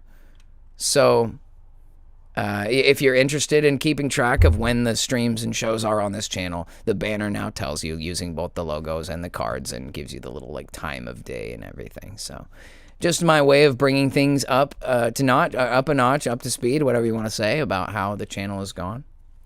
But yeah. Look at that. 2,000 crazy Kool-Aid drinkers packed into the big BLIMPIN blimp. And once again, I mean, obviously, we'll slam this one time just because. So cool to have all of you guys here for another Wednesday night. And it's nice to take it easy, Usually I'm ranting and raving, and it's always a big deal. But it's nice to have a nice chill night where we're not getting into too crazy of stuff. And I did actually just want to look at this one more time, just showing everybody big BLIMPIN Y2K sub special. And it's actually funny. we wrote in the clouds here, AWOOGAH. We thought that was kind of creative, that it would kind of have that like drawn by a plane in the clouds kind of look. And this was all done by AI, by Gemini. And Gemini's logo looks just like that. And we actually used a watermark remover to get rid of it. It was like over here somewhere. And then I just put one in again. Like I was like, I feel like it needs something. And I added it. I was like, it needs a filigree or something, and I threw that in, and then later we were like, isn't that just the Gemini logo? And we're like, yeah. But yeah, that's us right now. See that? That's us. Destination Kingdom, Big Blimpin', AWOOGAH. So, yeah, pretty cool, guys. It's really awesome to be here. 2,000 subs and counting. We'll see what we have for the future. I heard that Paul shared the Strangers video on his stream earlier today. That's really cool. It makes me feel good. I like that. I hope that those people that had not heard it before got to enjoy it. I'm kind of like my own worst critic and like ready for a new song, and I think everybody's ready for a new song, and I have a couple that are in the works that are kind of like need that final push. And now that we're here in the new studio and I have access to like, I can sit here with my monitors, I can listen, I can actually kind of work on this, I think that we're going to get to see a brand new song coming really soon. I'm excited to share that with you guys. I've got my buddy Half Truths, who's like my main go-to for like help with projects on the channel. I'm going to see if he's available soon. He's got a wedding coming up, so you know, congrats to him and Samantha Fox, who are getting married. Congratulations. He'll be busy at first with some of that stuff, but very, very near future, my friend, I might need your help shooting some shots for the video. So we'll do a music video. I'm hoping to do one. I think it'll be a lot of fun, and something I'm excited to do. A brand new song and actual music video. We'll touch more on that in the near future. But guys, so cool. 2,000 subs. You know, I've had 2,000 in my head all day thinking about it because it's just really cool to have made it. And we were like 1999 for like days, and then somebody pushed it over the edge. Somebody said who it was too. They knew who they were. It was like, I did it. You know, so it's really cool that we made it. And I'm happy to be here. And so I just had 2K in my mind all afternoon. And I was thinking about how funny it is. Like, I have two cars. I have a 2000 Toyota Camry, and I have the 2000 SL500, which I just can't believe I'm saying that. There was a time on this channel like a few months ago, or a year or so ago, where I would say stuff like, oh, the SL500, it's the perfect car, there's just no... And I'm like, yeah, I have this, and I also have a SL500. Like, what? Unreal, man. And I know she went through some stuff. It was a rough and tumble, and she still got a long road to being fully roadworthy and good to go. But that's part of what a project is having something to hammer out and get it done. So I'm happy to have her. But man, two cars, both year 2000, and I think about it, it's like 2000. So much changed that year. You know, even I was just a little kid, right? I was born in 94, but I remember that turnover like it was yesterday, man. People got weird. Right? It's the new millennium, year 2000, and things got weird. And I remember as a little kid, that was my first exposure to like people prepping and fear mongering, right? Because remember, year 2000, we hadn't quite gotten to the events of next week's celebration, which before I go too far, let me just tell you, we're going to have a special appearance next week. A very special episode of the Main Character Podcast for Level 59. Yeah, be there because it might not be up for very long. It's the special episode with a special guest. Keep that in mind next week. But yeah, 1999 to 2000 was a transition, right? It was like a change of eras, right? And everybody was taught to worry about it, because there was just so much stuff that went on about that stuff, about the year 2000, the turnover to the new decade, the new millennium, right? And I just wanted to show you guys this, like, Doomsday 2000. Like, this is like the flavor of the kind of stuff that they were putting out back in those days, in 1999. It's just a good look at, you know, when you're awake and you look back and you realize how much these people, they lie and exaggerate and use fear to control people. And it's quite interesting how, you know, we were all taught to believe that the year 2000 was basically going to be the end of the world as we know it.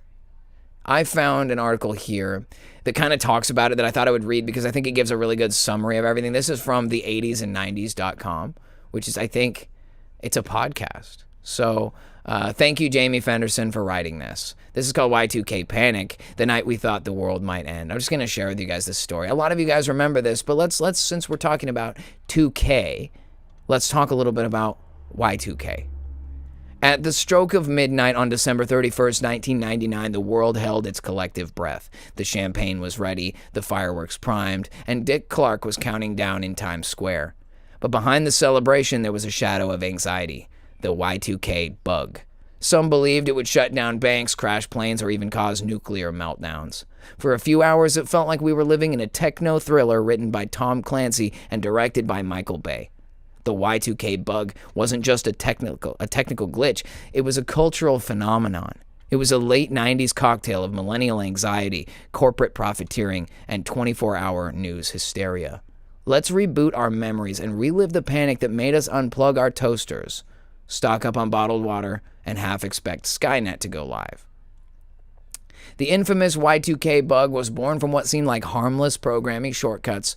For decades, programmers saved precious memory space by using 2 digits for the year instead of 4. After all, why waste extra bytes when you can code 75 instead of 1975? Computers in the 1960s and 70s weren't exactly running on terabyte SSDs. Right, they had computers as big as buildings, so they weren't exactly good at keeping data. So it makes sense they had to kind of cut it down for what they had available, whatever reverse engineered product they had currently told us was the cutting edge. But that thriftiness created a ticking time bomb. When the calendar rolled from 99 to 00, many feared computers would think it was 1900, not 2000.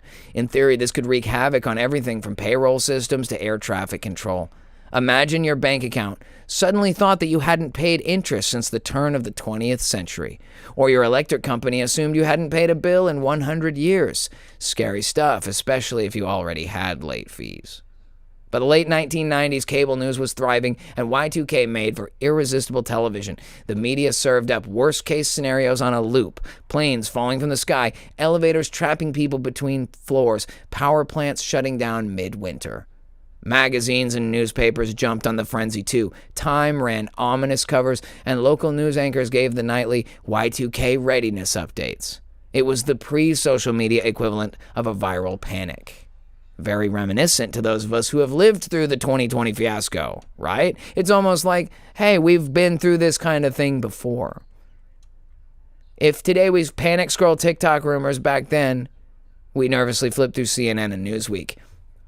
It didn't help that we were already swimming in end-of-the-world anxieties, Nostradamus predictions, end-of-days religious groups. Yeah, and a turn-of-the-millennium vibe made Y2K feel like the real deal. Before we go any further, I just want to talk about those end-of-days religious groups, because I think we all know, we all kind of came from that general Christian narrative of futurist eschatology. The rapture is incoming, right? This was the exact kind of case that all those people needed. You can tell by the times, wars and rumors of wars. We must be living in the end of days. But don't worry, as everyone falls into doom and destruction, we, the true Christians, will be raptured, and everyone else will be left to suffer the wrath of God. Man, they ate this stuff up. I got sent some pieces. Why, the year 2000 problem. What happened here? What now for doomsday hoarders? Y2K glitch at satellite station. Oh, okay. So these are articles that came out like after and leading up to the fallout. Like banks stock up on cash, much at stake for IBM and Microsoft. This is a great setup. Wendy sent me this archive of New York Times articles all about this thing as it was happening. With 4 days until the year 2000, the prevailing view is that the technical glitches are likely to have limited impact. Bigger disruptions could come, experts say. I saw a clip here. I think I had it in my my pile. Give me just a sec. Let's pop back over here for a second. I had one that was basically... let's see here.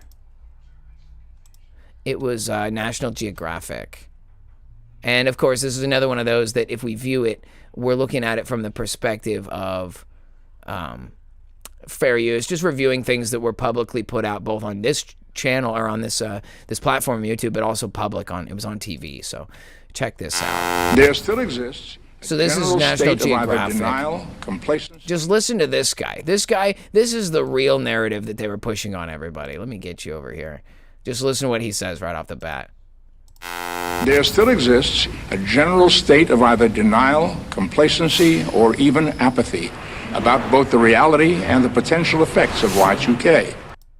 You always said it with such conviction. There exists a bunch of people who either don't believe it or they're being idiotic. And they're not taking serious the actual reality that is Y2K. Like, this is what they do. They come out and they speak so boldly and with such authority about absolutely nothing, right? And again, I get it. People were legitimately concerned about things actually going sideways. It was 1999. Nobody had been to a 2020 yet. So they didn't really know how to call BS on the government or the news media. I mean, maybe some did, but it wasn't widely popular yet. So people were on the hook to believe this stuff, and people went crazy, man. Because so many people thought, they had these like self-defense and apocalypse survival training companies around the country that sold that kind of a training camp. And they had like a huge increase that year of people wanting to know how to train, like as if the world's going to end in a nuclear meltdown Skynet apocalypse, like that you're going to be able to like run to the woods and like hide out there with your family in a mud house or something. Like, I just think it's hilarious. And of course, obviously, we know, looking back, that this was a nothing burger. No one was in any real danger per se. But the whole thing was cooked up to scare people about this coming millennial thing, this new millennium, so to speak, right? Listen to this guy talk. By the end of the 90s, many of us were happy slaves to our computers. But our new masters had a trick they'd forgotten to tell us about. The basic idea on Y2K was that for convenience, all these computer programs, when it came to do dates, you only needed 2 numbers. Why use 4 numbers when you only need 2? And then they recognized, what date is a computer going to think it is when we get to 2000? Why would people, knowing that they were doing a base 2 number system on the computers, wait the entire, like they waited 30 years to worry about it? You know what I mean? Because like, well, eventually this is going to happen no matter what. Why wait until like 1993 to publish an article like, what was that one called, that Computer World, Doomsday 2000? This was posted in like, this was posted in like 1993. Sorry, I'm like on a weird archive. Like, what does this say? Have you ever been in a car accident? Time seems to slow down as you realize you're going to crash into the car ahead of you. It's too late to avoid it. You're going to crash. All you can do now is watch it happen. The information systems community is heading towards an event more devastating than a car crash. We're heading toward the year 2000. We're heading towards a failure of our standard date format, month, day, year. Unfortunately, unlike the car crash, time will not slow down for us. If anything, we're accelerating toward disaster. This is a good news, bad news story. First, the bad news. There's very little good news. There is no way to avoid the fact that our information systems are based on a faulty standard that will cost the worldwide computer economy billions of dollars in programming effort. Perhaps more importantly, we're going to suffer a credibility crisis. We and our computers were supposed to make life easier. This was our promise. What we have delivered is a catastrophe. The problem is twofold: the date issue itself, and more importantly, our reluctance to address the problem. Again, it's a foregone conclusion.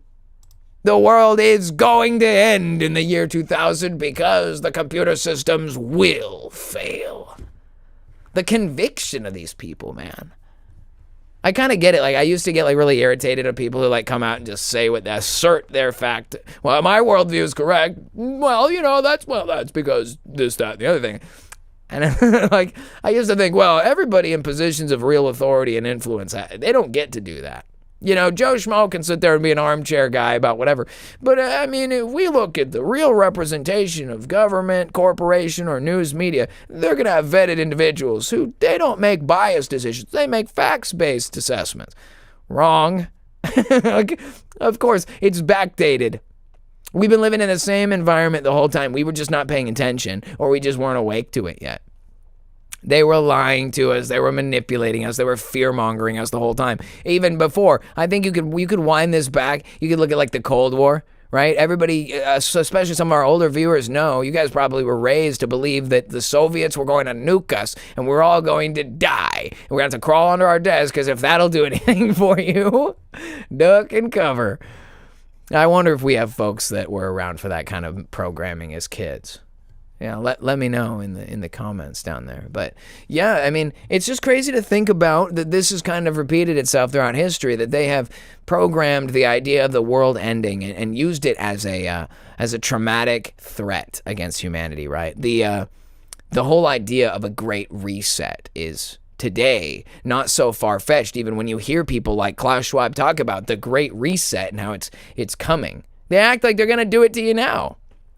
They may have already done it to us back in 1999 or I guess year 2000. But again, I don't really know, because you could point to the 2000 marker as like the beginning of what? Agenda 2030 or something? Like, there's so many things that you can talk about, the project for the new American century and stuff. There's so much stuff that needed to come to pass after the quote-unquote millennium. And I think that it's important that we talk about that, right? That they fear-mongered the crap out of us. They ushered in a whole new era, right? It wasn't long after this Y2K fiasco, not even a full year, 9/11. We're not talking 9 months. You know, and it is what it is.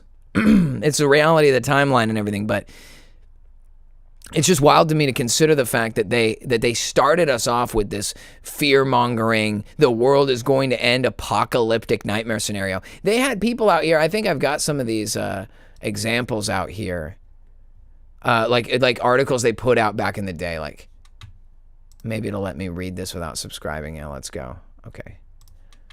This is February 10, 1999. So we're almost a year before. Like, it's early in the 1999 year. Frightened by Y2K bug, many go to extremes. On a quiet cul-de-sac in upscale Newport Beach neighborhood, preparations are being made for New Year's pandemonium. Inside one home, a dapper blonde man breezes past several computers, a digital television set, and a DVD player. Ooh, DVD. It's like 1999. They're like trying to before stopping in front of a locked closet door. "Please don't use my name," begs the man, a corporate attorney at an Orange County law firm. He fiddles with the lock. "My coworkers don't know. Most of my family doesn't even know. Even my wife thinks this is nuts. If I'm wrong, I don't want people to think I'm some freak."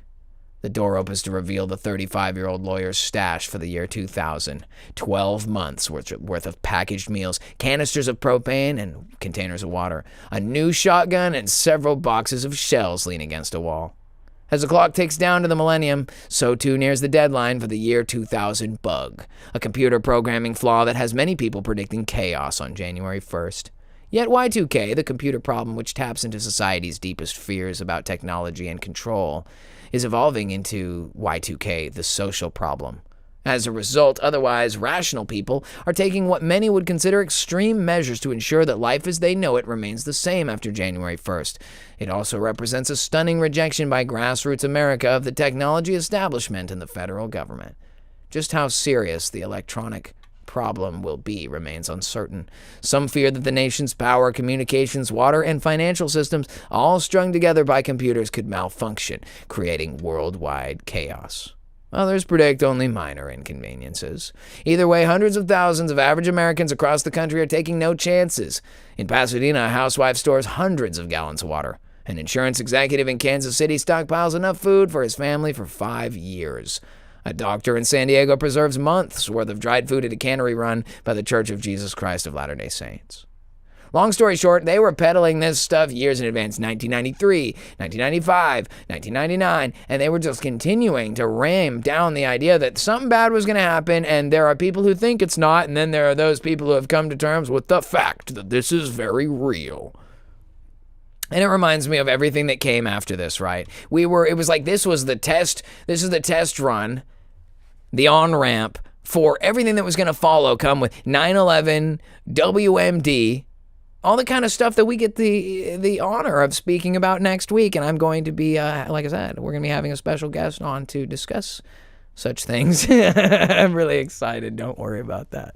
But yeah, dude, it's crazy, right? This is literally the on-ramp for the New World Order. Like, and I, it seems so dumb to say that now, right? Since we know that the New World Order probably came to exist way back when, like 1776. Like, oh, is it the release of Satan on July 4th? Like, we don't know for sure, but that Statue of Liberty with the broken chain, that statue of Lucifer, basically, the broken chain tells me at some point he was released at the end of 1,000 years. He's released to deceive the nations, right? So if we're living in that time period, it makes sense. The New World Order started long ago, but it doesn't mean that there aren't benchmarks, right? Because every campaign, every military conquest experience has benchmarks for, we need to get to here by winter. We need to take this city by fall. There's always a goal along the line, and I think that Satan and his cronies have worked very hard to progress humanity in the direction that they've wanted it to go. The worst part about it is, as I've said before, it's the inaction of good people who did not realize that they were under this kind of attack.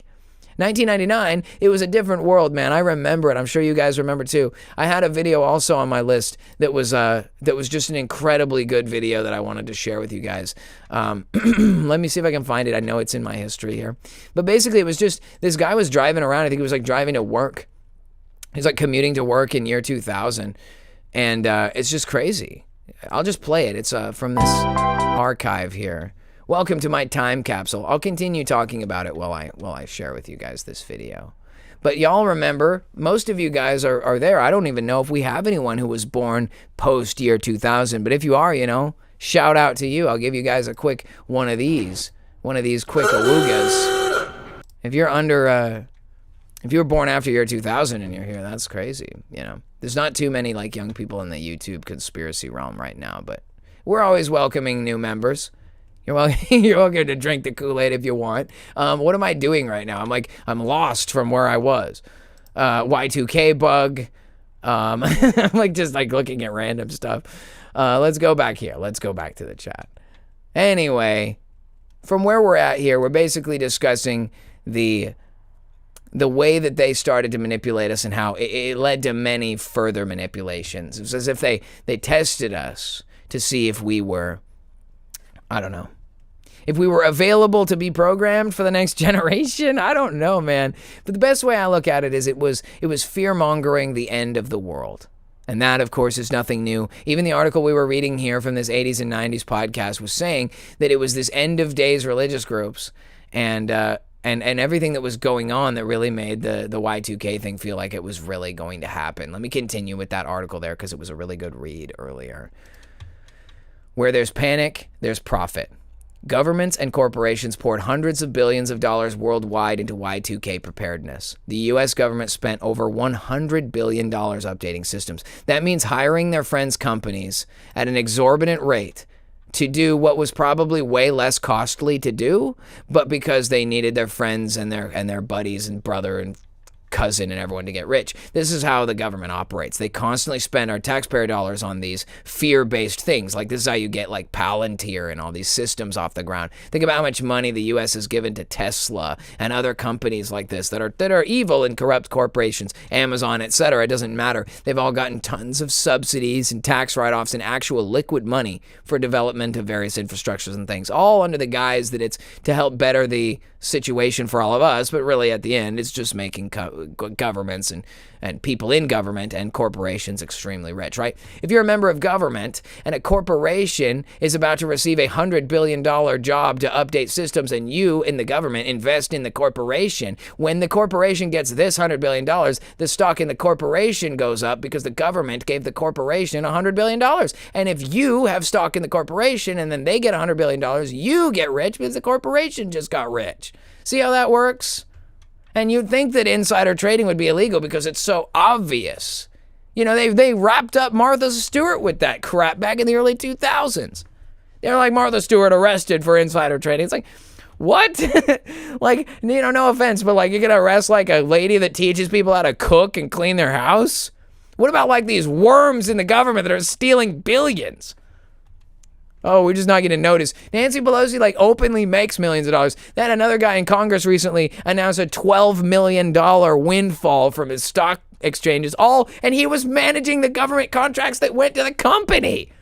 It is clearly illegally crazy. And they don't even try to hide it. They know there's a different class of people. They have either eyes that blink sideways or some kind of tiny hat thing, but they get special treatment and can't get in trouble. And you get fear-mongered that the world's going to end. Wow. Some companies made a fortune selling products that in hindsight seem ridiculous. There were Y2K survival kits with flashlights and dehydrated food. There were snake oil software programs promising to fix home PCs with a single floppy disk.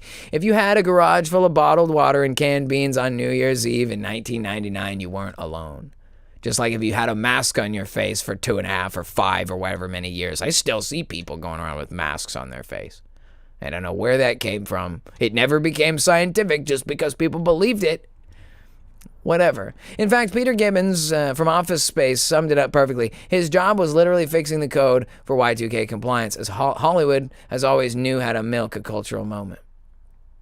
Hollywood and TV couldn't resist cashing in on Y2K fears. Office Space, Peter's soul-crushing job was updating bank software for Y2K, a sly nod to what thousands of real-life programmers were stuck doing.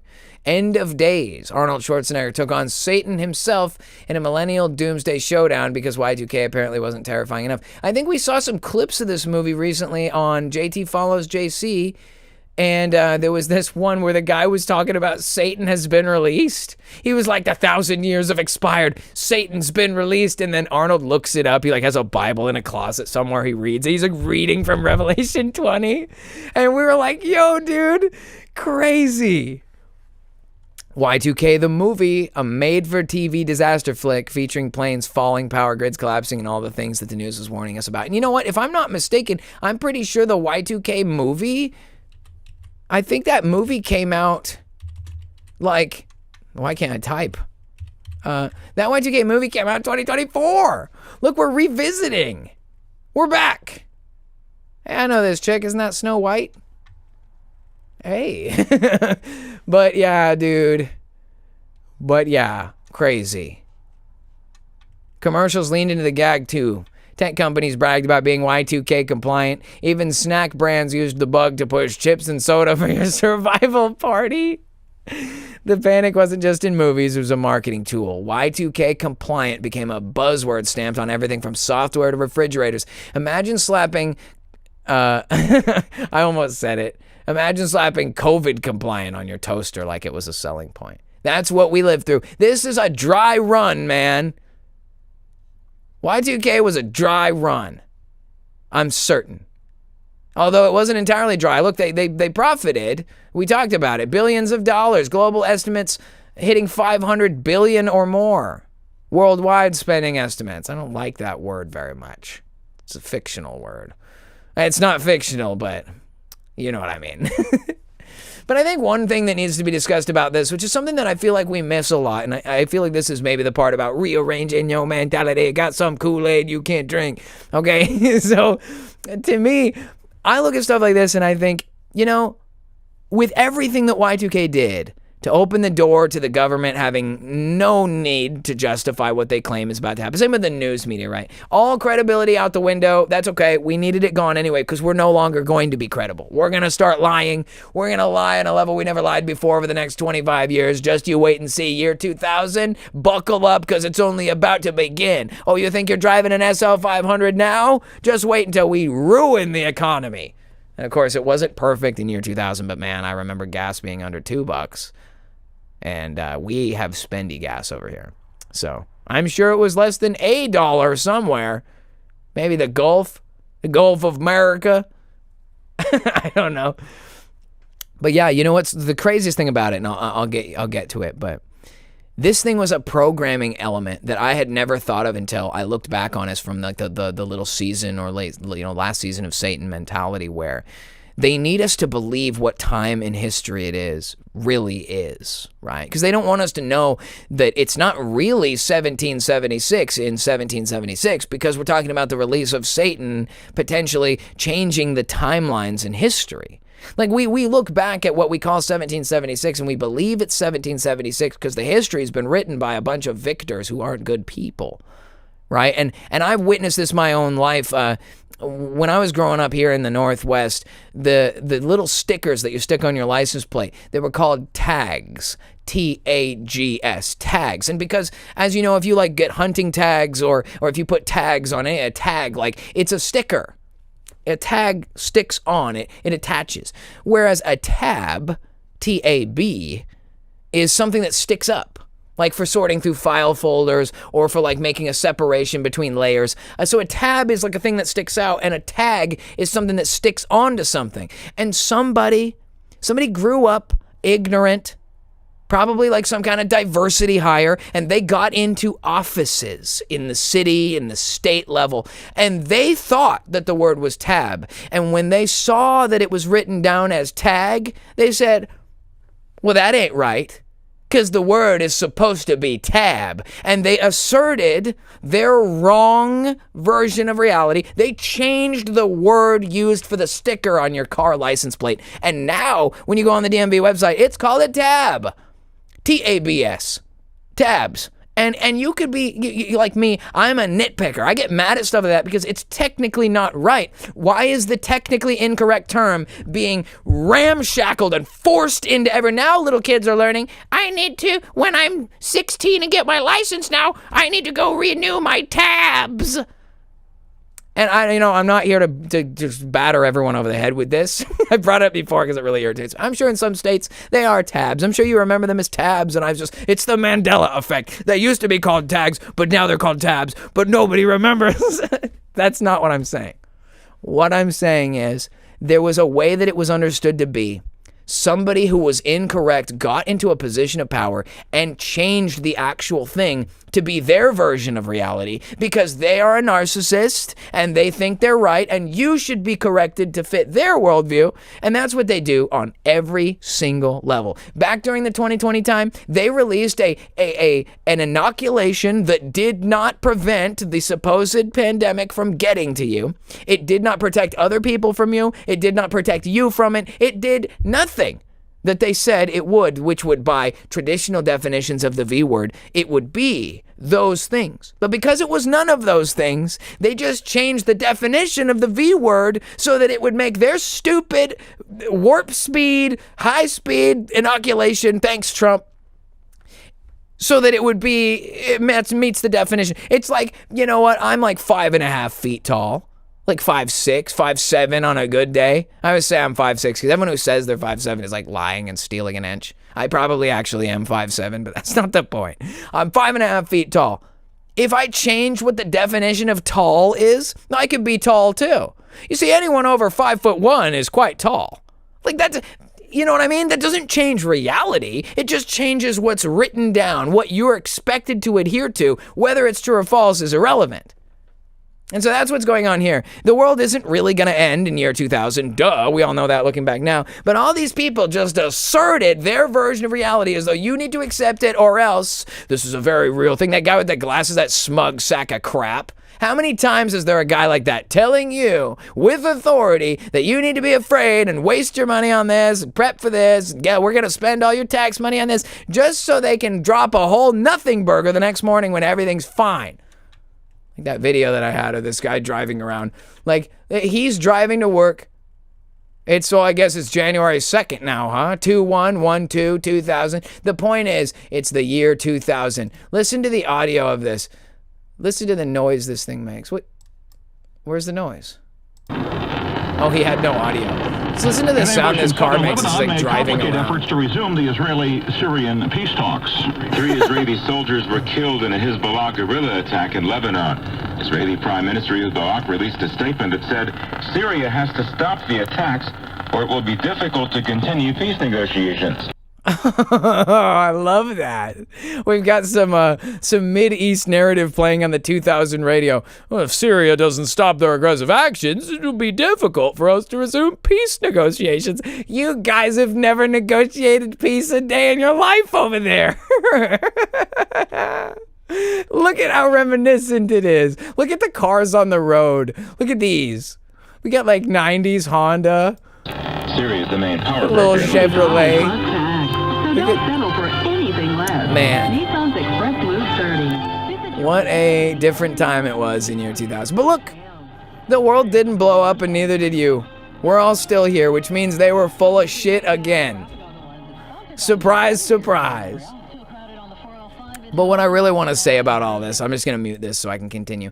What I really want to say about all this is that the real issue about Y2K, you know, as much as they made money off of it, as much as they dry ran fake news on a massive scale, you know, they manipulated people and tricked people and scared people. I'm sure some people were really scared, like War of the Worlds type scared, you know what I mean? Because that's how it is. People take this seriously. I remember during 2020, there were people so scared, man. I'd see them in the store, like wouldn't want to go near you if you didn't have a mask. And of course, they're like a heathen and hate you or whatever, and they think you're evil. But like they were afraid, dude. People were, it was mass formation psychosis. They were afraid the world was going to end. And they were going to do whatever it took to protect themselves. And that means, you know, whenever you see people in desperation, you know, like one time it was New Year's and they had closed down the parking lot to employees for the casino. So only guests could come and they had to shuttle us from the fairgrounds back up to the casino and down. So when your shift ends, you wait for the shuttle and go down. And I remember it was the first run of shuttles, the first crew getting off for the night after midnight. And I was there and there was a lot of employees, a big campus. And there was one shuttle bus. It was pretty good size, but it wasn't enough for everybody. And people quickly started running, and then they started pushing, and then they started fighting. And it was crazy to watch grown-ups like desperate to get on a bus, and there was no threat. You were just going to have to wait for the next one in 10 minutes. It wasn't that big of a deal. I know everyone had worked late, we're tired, but dude, people were ready to hurt each other because they were afraid of literally nothing. I don't want to wait 10 minutes. I'm going to stab your eyes out. I mean, nobody was stabbing anyone, but people were like clawing at each other and fighting just to get on the bus to make it home. I mean, I know you guys are clawing at each other to get on this bus, but you know what I mean? Like, so anyway, man, look at that beautiful Mustang. That thing must be like almost brand new in 1999. That is so cool. Look at all those little square cars. So cool. Mitsubishi pickup? We don't get that. Geo Metro? Bro. Look at all the small trucks. Look at that little, is that a little GMC? We got Jeep. Oh, that's like a new Jeep. Let's go. That's like a year 2000 Jeep right there. OBS Ford, Tacoma, station wagon Ford, Honda CRV. Man, you still see those on the road. Long story short is that the 2000 Y2K freakout was never about getting you to buy Doritos, although it worked for that. It was never about dry running you for the next government agenda, which they did do that too. But what the year 2000 really rammed into people's mind was that it was certainly 2,000 years since Jesus walked the earth. That certainly over 2,000 years had passed since he promised the people of this world, the disciples who he lived and walked with, since he promised them that they would not taste death before they saw him coming with the kingdom. When he told those people that he would return soon, that the kingdom of heaven was at hand. That's what Jesus Christ said, and that's when he said it. How long ago was it that he said it? The Y2K deception is designed to make the year 2000 a foregone conclusion. We're not here to question whether or not it's really the year 2000. We're only interested in whether or not this is the year that we all die. This is the year of the Great Tribulation. Jesus is coming back. The rapture is happening, right? All that was being talked about in year 2000. But none of that happened. The world didn't end. Jesus didn't come back. But we all simply believe that it had been 2,000 years since he said all those things, since he died on the cross for our sins. 2,000 years ago. Kind of makes you wonder if he would ever come back, right? If it's not 2,000 years, what's 5? What's 10? What's 100,000 years? And everybody wants to say, well, 1,000 years is a day to the Lord. Yeah, I get that. Except he didn't say that it was going to be 1,000 years or 1,000 days or 10 days. He said it was at hand. He meant now. He meant soon. He meant that guys who could live a maximum of 120 years, even if the youngest person there when he said it was 10 years old and they could live 120 years, then Jesus would have returned in like year AD 130 or whatever, AD 120, AD 110, whatever. That was a long time ago. That would have been 1850 years ago. A long time ago. And I just don't believe that. You know, my understanding of the world today is that things are very different than what they actually are. That a lot of bad actors with bad ideas have gotten into positions of authority and power and have asserted a reality that's not real on everybody. Just like the nonsense about how it certainly is the end of the world. Well, it certainly is the year 2000. You certainly are flying through space on a ball. You certainly are a cosmic space dust accident that goes back to the dirt that you became or that you came from when you die. You certainly have no purpose. You certainly grind for nothing for money till you die, right? Think about the worldview they just certainly assert by telling you that, oh yes, it's definitely not an issue about what year it is. It's just an issue of whether or not we die this time, right? That's how they keep everyone's attention. We're not at all following this timeline anymore. So when I look at like year 2000, I think, I don't know, dude. We don't know what year it really is. But is it, in my opinion, even realistic to believe, based on what we've explored, that it's actually been 1,000 years since even Jesus came and ruled for 1,000 years? No way, dude. No way. Because if you had 1,000 years, there'd be a lot less evidence, right? You could take down every Greco-Roman building. You could bulldoze every pyramid with a war. You could bomb every jungle with more ordnance than World War II until there was nothing left. You wouldn't have pyramids in China. You wouldn't have giant steel pipes embedded in what they call a 150,000-year-old rock wall. And of course, it's not 150,000 years old, but it's probably, quote-unquote, prehistoric. It's probably ancient. It's probably true. Erasing the history of the world is not an easy task. But what you can do is mess with the minds of people. And if people believe things like the world is going to end, they're too busy worrying about Doritos and gasoline than they are worried about whether or not the government's telling them the truth. And even then, when we get over this, and everybody in 1999 and going into 2000, and that's January 3rd, 5th, 8th, 10th, February, March, April, May, everybody knew that the government and the media and corporations and people who are supposed to be credible, they all just flat out lied to us. Straight up lied about the whole thing. The risk was always there, but they lied. They distorted the reality. They inflated the concern. They made you think weapons of mass destruction. In fact, that's the natural escalation, right? Because everybody believed it, and then everybody had a chance to reflect and say, wait a minute, did they lie to us? But before you could get your head on straight about being lied to monumentally, they dropped another bomb on you. And by that, I don't mean a bomb. I mean something more like a space laser of a tiny hat origin. And so, we barely had 9 months after the whole public was lied to on a scale they've never been lied to that they know of. And then right after this, 9/11, Iraq War, Fallujah, So nobody ever had a chance to realize they were being lied to. And our government has continued to lie on this level, to omit details or distort the truth or to speak about things as though it's just a foregone conclusion. And I'm not about that, dude. I can see through that. When you try to argue with me about whether or not gay people should have a 2-story or a 1-story house in their marriage home, I ask myself, should the argument be about what home the gay people are living in or whether or not their marriage is legitimate? You see how they do this to you? And about every single thing. Should the migrants be separated from their children? The migrants? Or are you talking about the illegal immigrants who shouldn't even be here at all? It's like that Holman guy said, deport them all then. Deport the whole family. And of course, this is a bigger subject because we're talking about the United States government has rules about immigrants and who can be here. In my opinion, the United States is not even a real country. I mean, they can say what they want. Satan can put up banners and people can pretend they're real, but that doesn't dethrone Jesus, who's king of the entire earth, right? Like, there's a government of Jesus that's still here. He's still alive. He's still reigning today. And so whatever this illegitimate government and these news sources and these corporations, all these people that are running the situation, they're not legitimate. They're just the only one doing their job. It's like I said earlier, good men only need to do nothing, right? Evil requires only that good men do nothing. And again, that's all of us. Like we can't change the past. We can't undo the events of 1999 or the early 2000s, 2000, 2001, 2004, Fallujah and stuff. We can't undo all the stuff that's happened. Barack Obama, 2008. Barack Obama again, 2012. Donald Trump, 2016. The idiocracy has manifested. It's real. And it does get worse. It does continually progress in this direction, but it's not because it's we're hopeless or because we're powerless. It's just because we didn't know what they were doing. And I guess that's the difference now. We've come a long way since Y2K.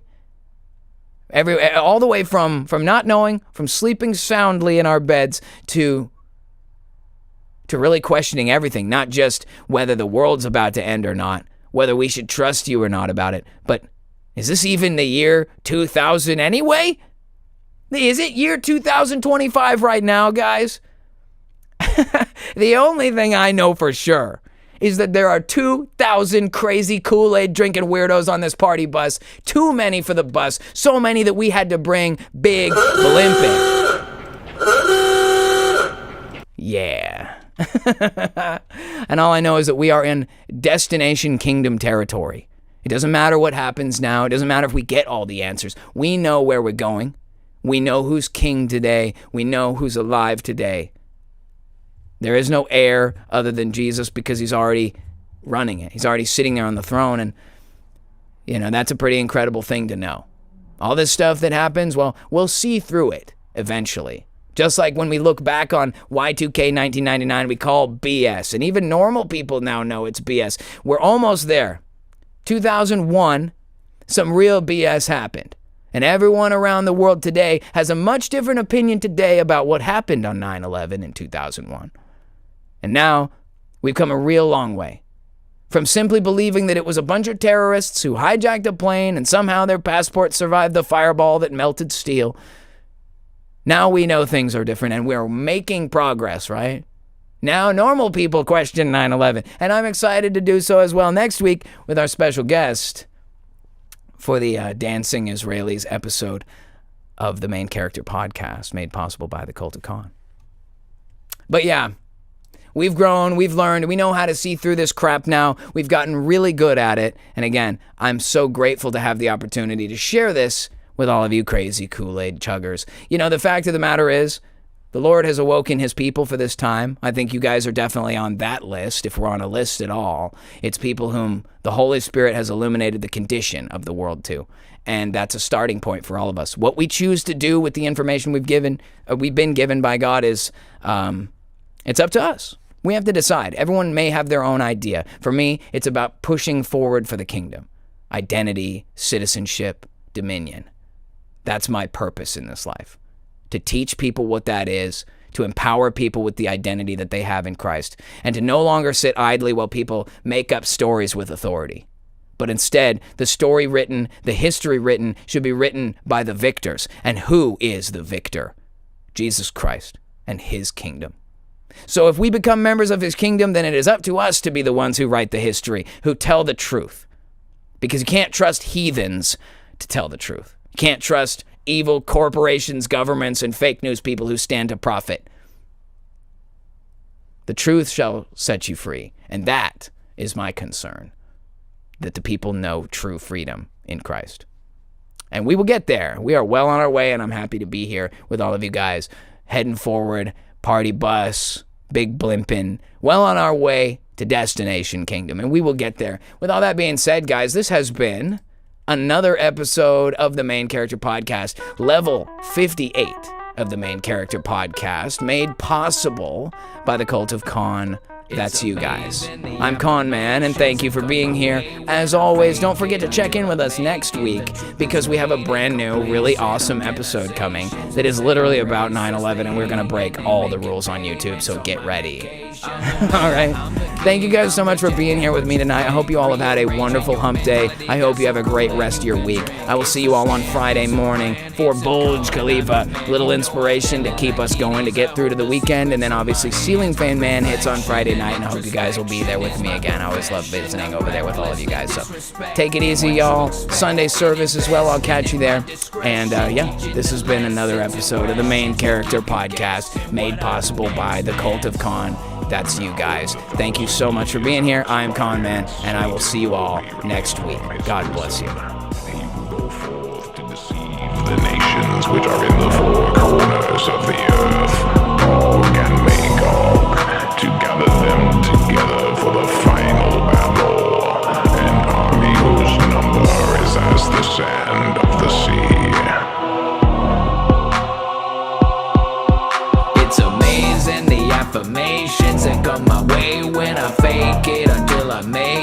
truth is waiting. Complacent organizations, they say I'm racist. They hate and they making payments on my vacation. I'm the man, I'm the king, I'm rejecting what you think. Rearranging your mentality, got some Kool-Aid you can drink. It's a scam, it's a plan, it's a con, and I'm your man. You know I tell it like it is, I hold the secrets in my hands. Reflection and introspection is my profession. I'm recklessly disrespecting what you expect and investing at my discretion. Teaching the lessons, impressions to keep you guessing what I do next, man. I'm the man, I'm the king, I'm rejecting what you think. Rearranging your mentality, got some Kool-Aid you can drink. It's a scam, it's a plan, it's a con.